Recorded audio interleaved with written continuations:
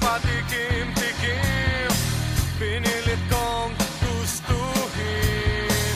Bisyo'y nagsimulang lumalim, kaya ngayon ang hirap tanggalin. Kabilin-bilinan ng lola, huwag nang uminom ng serbesa.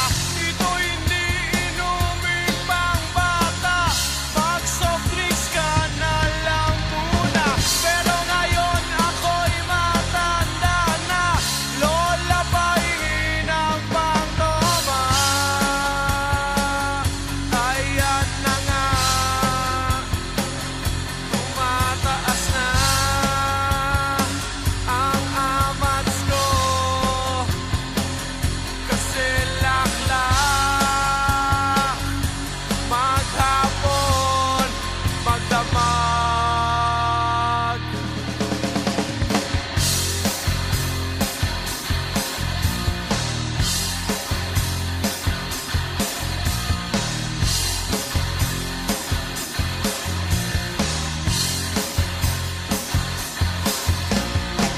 Di bali nang hindi kumain, basta may tomang nakahain.